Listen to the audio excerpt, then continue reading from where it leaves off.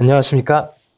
저는 카이스트에서 산업디자인학과 학사와 문화기술대학원에서 석사학위를 취득한 후 국방과학연구소에서 미사일을 개발하다가 지금은 스타트업에서 근무를 하고 있습니다.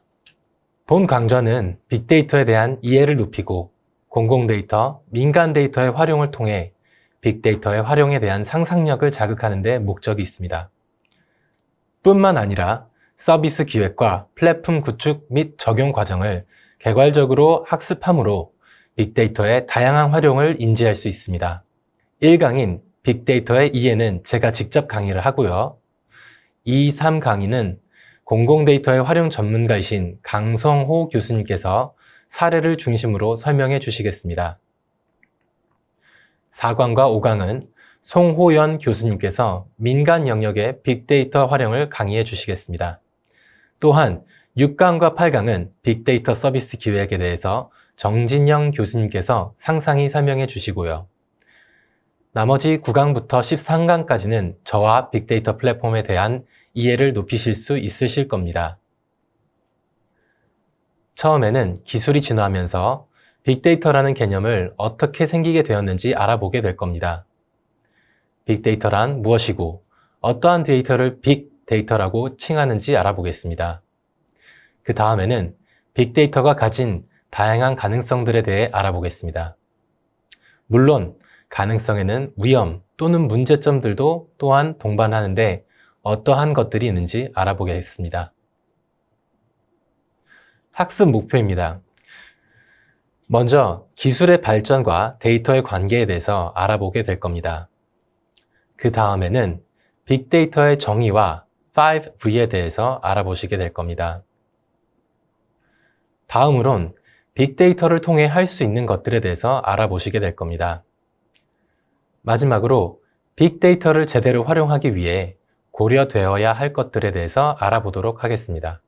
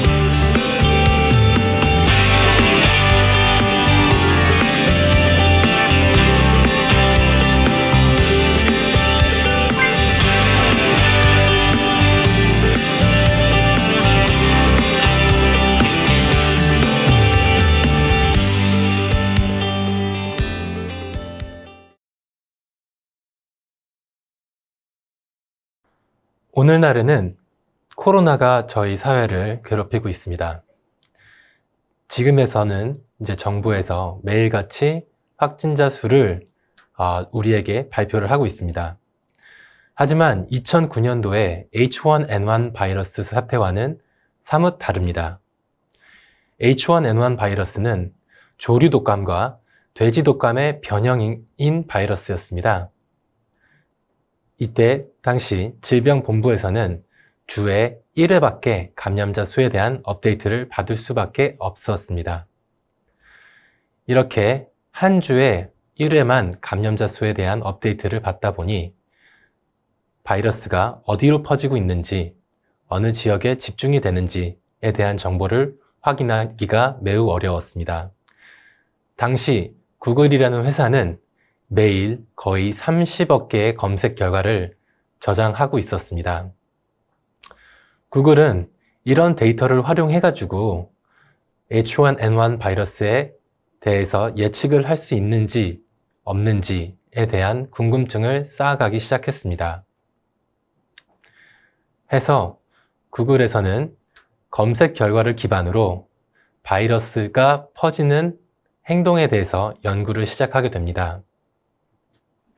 저희는 단순히 구글에서 감기에 걸렸을 때 대처법이라는 검색 키워드를 가지고 구글이 H1N1 바이러스에 대해서 연구를 했다고 생각을 하겠지만 그것은 아니었습니다. 구글의 시도는 다음과 같습니다. 검색 결과 데이터와 실제 시간과 공간상으로 퍼지고 있는 바이러스와의 연관성을 찾으려 했습니다. 해서 45개의 검색어와 구글에서 자체적으로 개발한 수학적 모델과 함께 거의 실시간으로 바이러스가 퍼지는 상황을 확인할 수 있었습니다. 또 다른 사례로는 오렌 에치온이라는 1996년도 하버드 컴퓨터 공학과를 졸업한 학생이 있었습니다. 오렌 에치온이는 자신의 동생의 결혼식을 참석하기 위해 시애틀에서 LA까지 가는 항공편을 예매를 했습니다. 그 당시 일찍 일어나는 새가 벌레를 잡는다라는 속담이 있듯이 오렌 에치온이는 한참 전에 항공표를 예매하게 됐습니다. 오렌 에치온이가 비행기에 탑승하고 그냥 문득 궁금증이 들어가지고 옆에 있던 승객에게 항공편을 얼마에 구입했냐고 묻게 됩니다. 그러자 옆에 있던 탑승객은 놀라운 정보를 말합니다. 한참 일찍 항공표를 예매한 오렌 에치온이보다 더 늦게 예매를 했음에도 불구하고 보다 싼 가격에 항공표를 예매를 했다는 것이었습니다. 오렌 에치온이는 이 사실이 맞는지 검증하기 위해 또 다른 탑승객들에게 같은 질문을 반복합니다. 결론은 비슷했습니다. 오렌 에치온이는 그 후 집으로 돌아와 승객들에게 알맞은 가격에 항공표를 예매할 수 있게 하는 서비스를 출시하게 됩니다. 오렌 에치온이는 41일 동안 집계된 12,000개의 가격 데이터를 기반으로 페어캐스트라는 서비스를 출시하게 됩니다. 이 페어캐스트는 고객들에게 언제 항공표를 예매해야 할지에 대한 예측을 제공하는 사이트였습니다. 현재 가격이 너무 비싼지, 싼지, 적정한지에 대한 통찰을 주는 서비스였습니다. 사야 할지 말지 그것이 문제로다. 페어캐스트는 2012년도 기준으로 75%의 정확도와 평균 $50를 절약할 수 있게 해주었습니다. 이처럼 빅데이터가 활용된 두 가지 사례에 대해서 알아볼 수 있었습니다. 지금 보시고 계신 것은 기술이 진화한 과정입니다. 기술이 진화하면서 데이터의 양 또한 매우 증가하게 되었습니다. 유선 전화로 목소리만을 전달할 수 있었던 시대에 비해서 오늘날 우리는 스마트폰을 통해서 SNS라든지 사진, 영상 등 다양한 데이터를 생성하고요. 데스크탑에서 생성되던 데이터는 이제는 클라우드 환경으로 넘어가게 돼서 데이터가 우리가 모르는 곳에 저장이 되고도 합니다.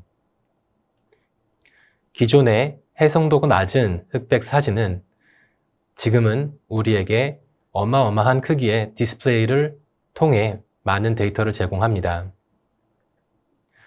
자동차 또한 엑셀과 브레이크 그리고 핸들을 통해서 우리를 목적지까지 이끌어 주었는데 이제는 다양한 센서로부터 들어오는 데이터를 활용해서 자동으로 우리의 목적지까지 안내하게 됩니다.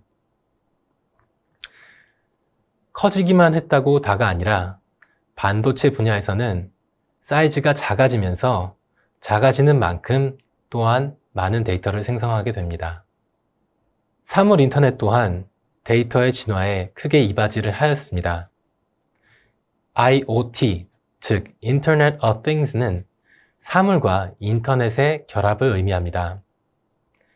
기존 TV에 인터넷을 덧붙임으로써 스트리밍 서비스를 즐길 수 있게 되었습니다. 또한 체중계에 인터넷을 연동함으로써 매일같이 우리가 측정되고 있는 체중과 수분 그리고 체지방률을 저희가 손쉽게 관리할 수 있게 되었습니다. IoT Analytics Research에 의하면 2025년도까지 약 215억 개의 IoT 디바이스가 있을 것이라고 예측되고 있습니다. 데이터의 진화에 또 다른 기여를 한 것은 바로 소셜미디어입니다. 소셜미디어는 나와 세계가 소통하는 방법입니다. 트위터, 유튜브, 페이스북, 인스타그램 등 다양한 소셜 네트워크가 있는데요. 몇 가지 주요 수치에 대해서 알아보도록 하겠습니다. 2012년도 기준 구글에서는 하루 24페타바이트의 데이터가 생성된다고 합니다. 이는 곧 24,000개의 1테라바이트 하드에 해당하는 수준입니다. 페이스북에서는 시간당 1,000만 개의 사진이 업로드가 되고 하루에 30억 개의 좋아요와 댓글이 달린다고 합니다. 유튜브라는 플랫폼에서는 1초에 1시간 분량의 데이터가 생성이 된다고 합니다. IoT와 소셜 네트워크 이외에도 빅데이터는 존재하는데요.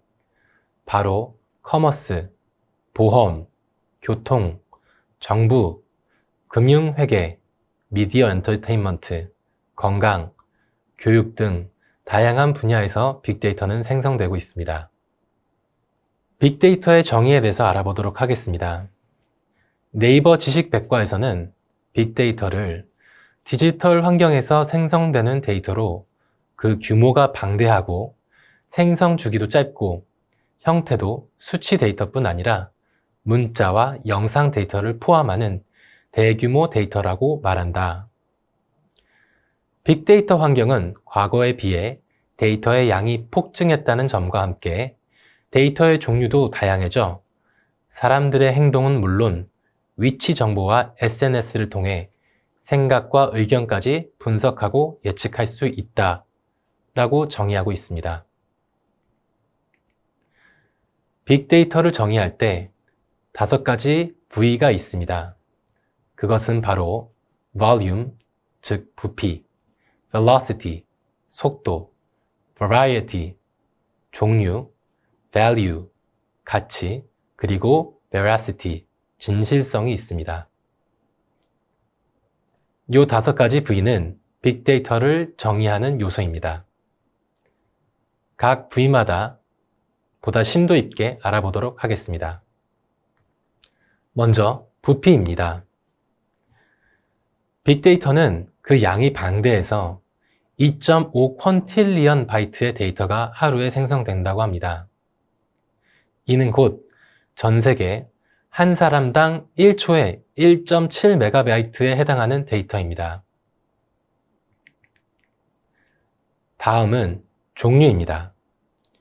데이터의 종류에는 로그 파일이 있을 수 있고 영상, 이미지, 제이슨, 엑셀, 이메일, 음악 등 다양한 종류의 데이터가 있습니다.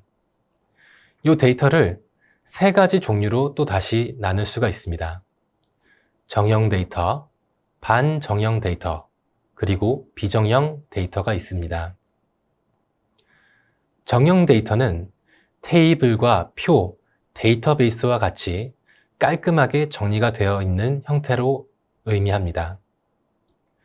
반정형 데이터는 엑셀이나 이메일, 웹사이트를 구성하는 제이슨이라든지 HTML과 같은 형태로 정의가 되어 있습니다. 마지막으로 비정형 데이터는 우리가 또는 컴퓨터가 해석하기 어려운 데이터를 의미합니다. 이는 곧 음악이라든지 영상 또는 이미지에 해당합니다. 다음은 속도입니다. 컴퓨터와 인터넷이 진화하면서 실시간으로 데이터가 오늘날 생성되고 있습니다. 매일 새로운 앱이 출시하고 그 앱에 새로운 사용자가 들어가게 되면서 데이터가 생성되는 속도 또한 빨라지고 있습니다.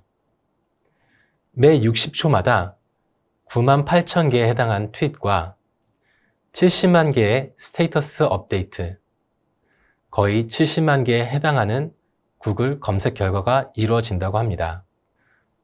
다음 부위는 바로 value, 즉 가치입니다. 가치란 빅데이터를 분석해서 얻을 수 있는 새로운 인사이트라고 보시면 되겠습니다. 이러한 인사이트들로 전략을 생성하거나 의사결정을 보조해주는 조언도 해줄 수 있게 됩니다. 마지막으로 veracity, 즉 진실성입니다. 데이터가 큰 만큼 거기에 우리가 손쉽게 발견하지 못하는 오류들 또한 있을 수 있습니다. 이렇듯 데이터가 많은 만큼 사람을 통해 발생한 오류라든지 소프트웨어 버그, 노이즈 또는 보안에 위배되는 데이터 또는 데이터가 중복되는 일들 등 다양한 경우의 수가 존재합니다. 해서 빅데이터에서는 이렇듯 데이터의 진실성과 정확성 또한 확인해야 합니다. 빅데이터 애널리틱스를 통해 저희가 얻을 수 있는 것들은 다음 4가지가 있습니다. 비용을 절감하거나 효과적인 의사결정을 하거나 차세대 제품을 출시하거나 향상된 서비스 또는 제품을 만들 수가 있습니다. 비용 절감은 판매량을 예측하여서 재고를 효율적으로 관리해서 필요한 만큼 재고를 쌓는 과정이 있을 수가 있겠고요. 효율적인 의사결정이란 기업의 고객을 세밀하게 분석을 해가지고 타겟을 보다 세분화시킬 수 있다는 것입니다. 차세대 제품은 사회의 트렌드를 반영하여서 신규 라인을 생성하는 일도 가능하겠습니다.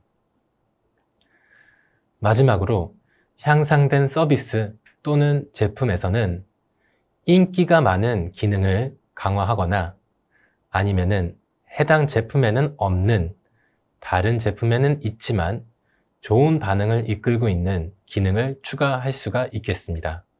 이렇듯 빅데이터로부터 빅데이터를 분석해서 인사이트를 얻어내고 인사이트를 얻어내서 액션을 해서 가치를 만드는 일, 이것이 바로 빅데이터에 대한 분석입니다. 이 빅데이터에서 인사이트를 추출하는 일은 바로 데이터 사이언티스트가 하는 분야입니다. 데이터 사이언티스트는 AI, 즉 인공지능 또는 통계, 그리고 시각화라는 방법을 통해 가지고 분석을 하게 됩니다. 빅데이터를 분석해서 얻어낸 인사이트를 토대로 의사결정을 해야 하는 사람들은 이 인사이트를 통해 새로운 가치를 만들게 됩니다. 이 의사결정권자들은 다시 말해 decision maker들인데요. 이분들은 엔지니어, 마케터, 투자자 또는 인사팀 담당자가 되겠습니다. 앞서 인공지능에 대해 잠깐 얘기를 했는데요. 인공지능에 대한 간략한 소개와 인공지능의 필요성에 대해서 설명을 드리도록 하겠습니다. 인공지능은 데이터를 통해 학습을 함으로써 일상생활 속에서 반복되는 업무에 대해서 정확하고 빠르게 자동화할 수 있습니다. 인공지능은 또한 스스로 학습을 할 수가 있습니다. 그렇기 때문에 변화하는 데이터에 대응이 가능합니다. 마지막으로 인공지능은 필요에 맞게 데이터를 정리할 수 있습니다. 복잡하게 정리가 되어 있는 다양한 데이터를 자동으로 정리할 수 있는 부분입니다. 즉, 앞서 설명드렸다시피 비정형화된 데이터도 처리를 해서 영상을 분석하거나 이미지를 분석할 수 있습니다. 지능이란 무엇일까요? 지능이란 계산, 추론, 관계 및 비율을 인식하고 경험을 통해 학습하고 기억에서 정보를 저장하고 검색하고 문제를 해결하고 복잡한 아이디어를 이해하고 자연어를 사용하고 새로운 상황을 분류하고 일반화 및 적응하는 시스템의 능력입니다. 지능의 종류에는 7가지가 있습니다. 언어, 음악, 논리 및 수학, 공간, 신체 운동 감각, 대내적인 대인관계, 그리고 대외적인 대인관계가 있을 수 있습니다. 요거를 직업에 바꾸게 되면은 이렇게 될 수 있습니다. 아나운서 및 연설자, 작곡을 하거나 노래를 하는 행위, 과학이나 수학적 연구를 하는 행위, 무용, 물리학 및 지리학을 연구하는 행위, 철학, 그리고 협력이 있을 수 있겠습니다.